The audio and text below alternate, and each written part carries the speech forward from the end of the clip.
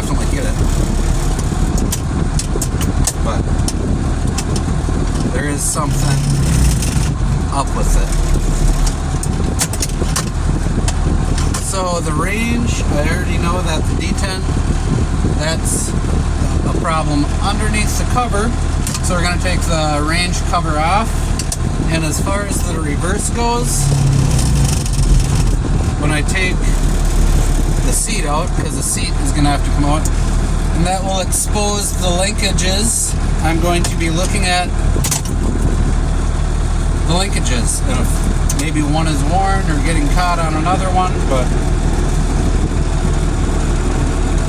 it won't be too bad. I hope.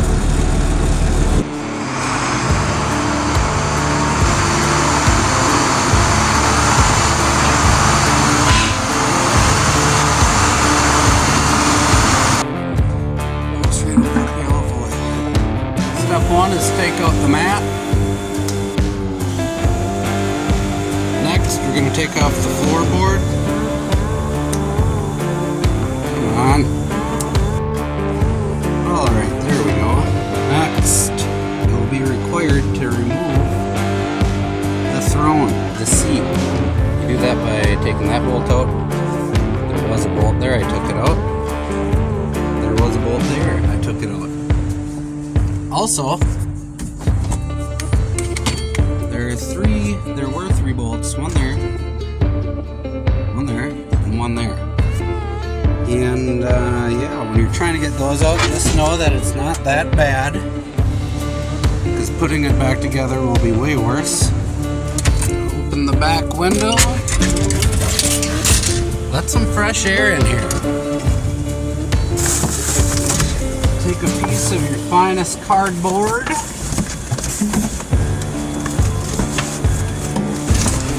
Stick it there like so. And then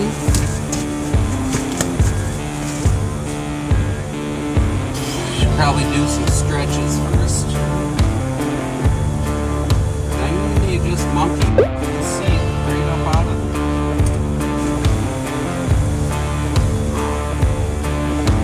Okay. Sometimes you might be very surprised at what you would find behind one of these seats.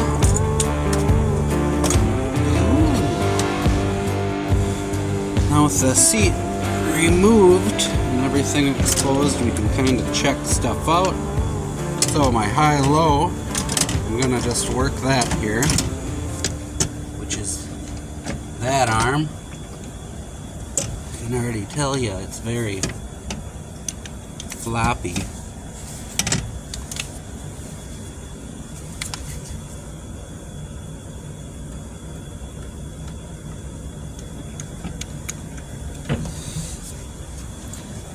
Looks like that arm on top is not helping the situation. But it's just not snapping in. There's no snappage. That's because of, for reasons under the cover.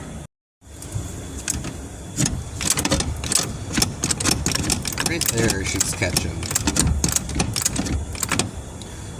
So the issue with reverse could either be under the cover or in the quadrant here somewhere. I think what I'm going to do is disconnect the linkage there and try to determine which one it is, whether it's under the cover or in the quadrant. It's pretty dirty under here.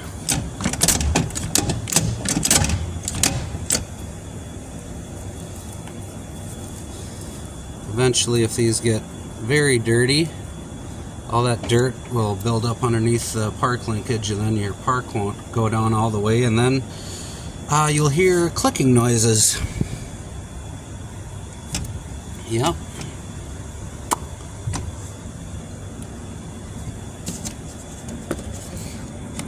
Looks like there's a jam nut there. That is not in its correct position. Alright. So first thing I'm going to do is take that linkage off and do some tests. Alright, I removed the linkage and the lever feels pretty good. When I go down to here and I move this, it seems as if the problem with the reverse is under the cover. So I'm going to remove some linkages. I'm going to remove this quadrant. I do that by taking that bolt out, remove that bracket. There's a bolt down there, there's a bolt there, and 2 bolts here, and 1 bolt there, and probably 1 over here.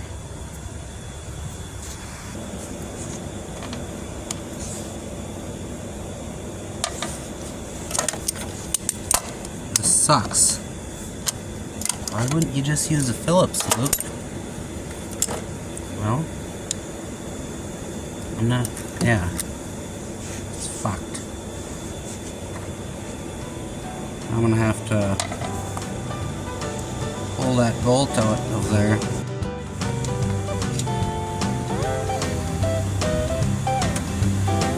I have a special spot for bolts like that.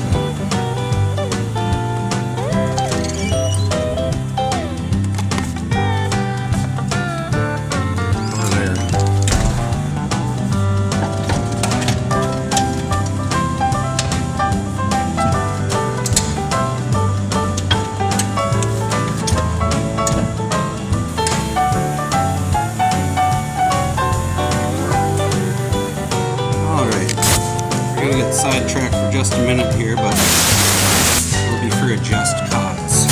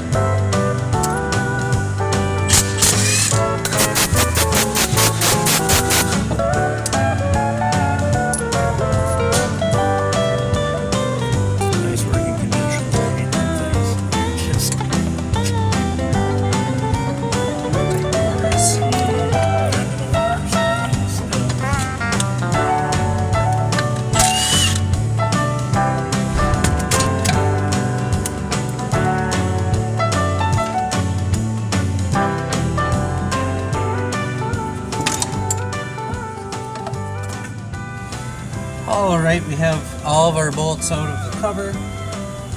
We took off our shift linkage here for our reverse shaft. That is our reverse shaft. That shaft is keyed to the reverse shift fork. What will happen if we just took this cover off is that shaft would come with the cover and the shaft would fall out of the shift fork, and in order to get it back in, if you did that, you would have to take the tank off here and access the reverse shift fork from the side cover. To avoid that, I'm going to use this tool.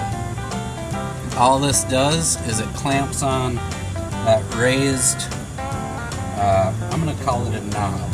Clamps on that raised knob there by these 3 set screws. Once I have those set screws tight, I'm going to thread that down so it's pushing on the shaft while I lift up the cover. That way the shaft stays right where it is and the cover slides off of the shaft, or the shaft slides off the cover, whichever. Same goal. Alright. So that, back this off out of the way.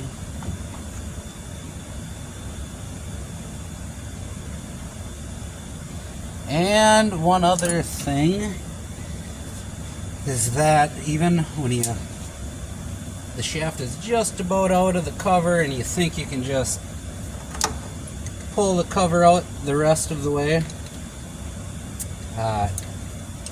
you don't want to do that because the shaft can still be in the cover, so you want to thread this as far down until you know 100% the shaft is out of the cover. Because the last thing that I want to do here is drain the fuel tank and spend the rest of the day putting that shaft back in.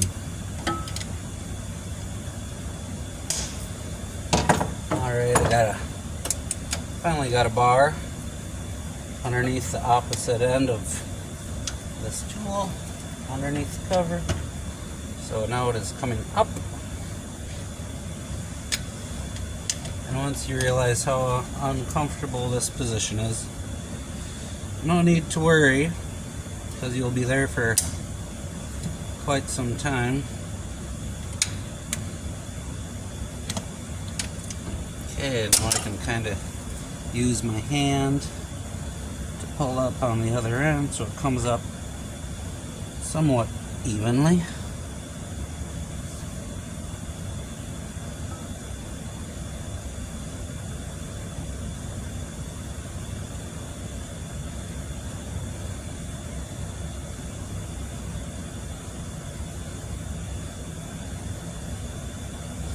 And if you pull that shaft out, it's not the end of the world, but it can be pretty close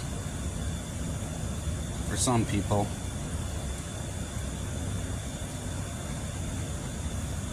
Okay, so right there, I could probably lift the cover off, but I'm not even going to chance it. I'm just going to thread this, keep threading it, just because I want to avoid taking the tank off so much. Okay.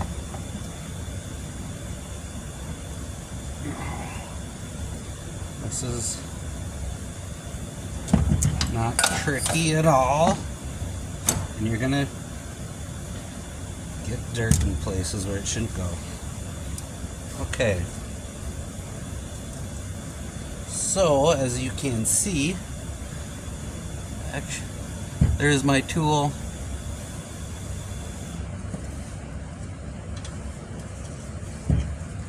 And right there is the shift shaft that stayed in position.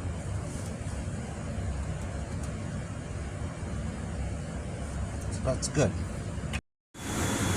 Here's an example of a cover that came out with the reverse shaft. Here's our original cover. And you'll never get that key back into the shift fork from the top.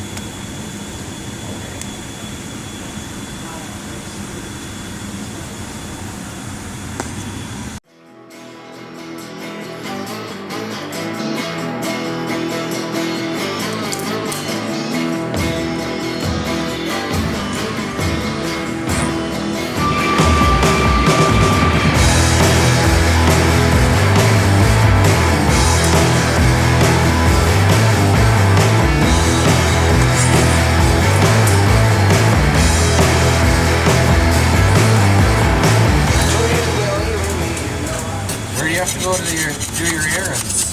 I don't know, it's gonna run now. Maybe I gotta go to town anyhow, so. There's beer in the fridge? You want one? I do want one. Not right now though. But I shouldn't.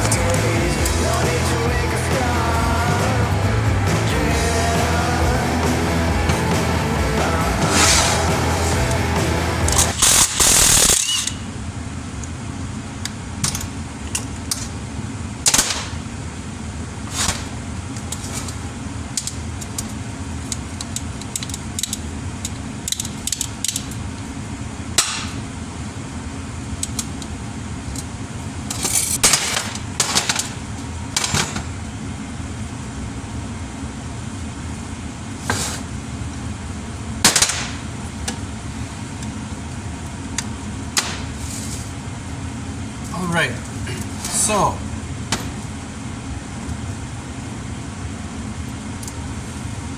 here is the detent fork. We'll do a comparison from the new one to the old one, but those grooves are very worn out.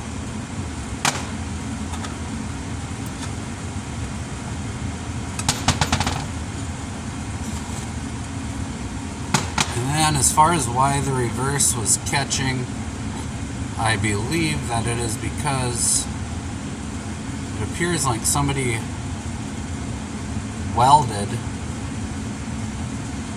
on these forks at some point for some reason. And they look a little jaggy and like they were rubbing on something, on each other, I don't know. But then a roller sits on there, and that's all hollowed out. Not hollowed out, but you know.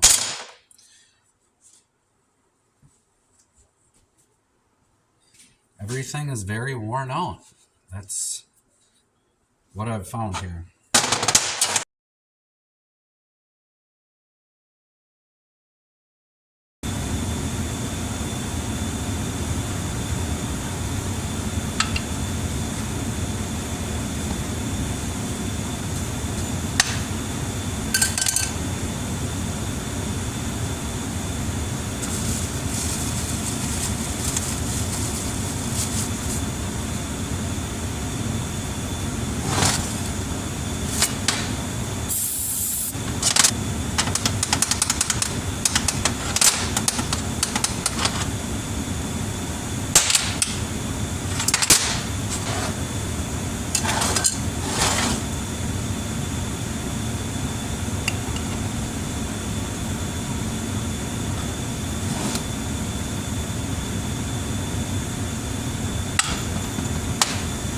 Okay, so I do see that my new arm here, if I was to put the pin in, there would be that gap there. So I'm going to put a shim underneath that.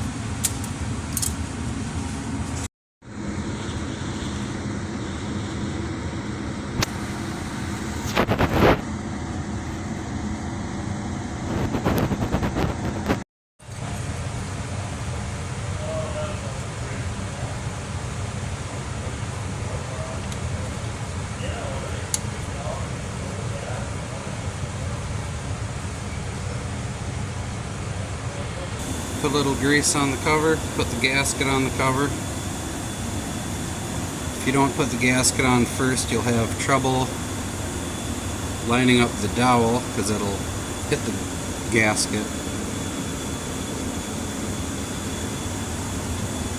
And we're ready.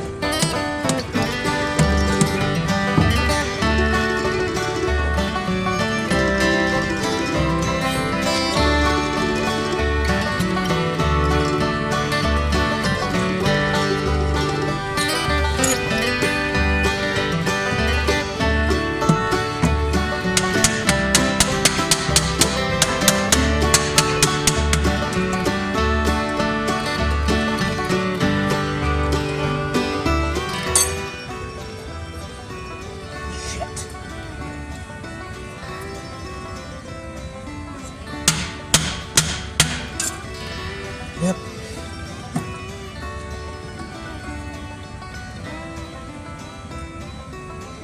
Damn it.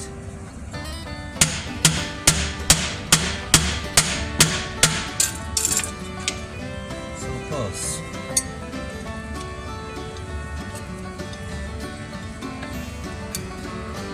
Alright, so the other thing, don't pull that tool out until you have this thing as far down as it can go, which I thought I had it as far down as it can go, but now I had a premature release of it.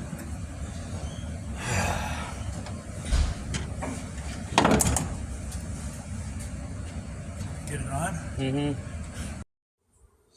Let's take it back off. I lifted it up about 1.5 inches. Now I'm able to get that tool back into position.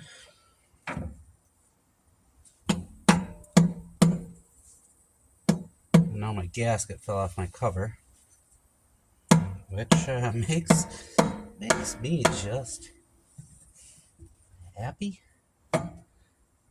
Makes me happy.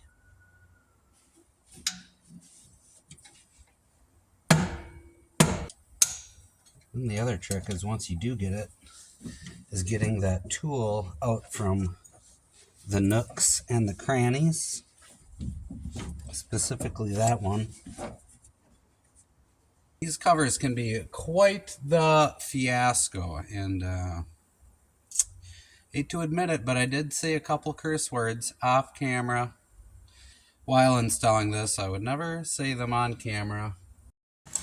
Just know if there's any locals around here, around the area, trying to take on this project, just know that confessions are held in Elmwood, Wisconsin, sometimes at in between 9 and 10 a.m. on Sunday. Probably going to want to go for all the curse words that you have said during this project. So, just another tip.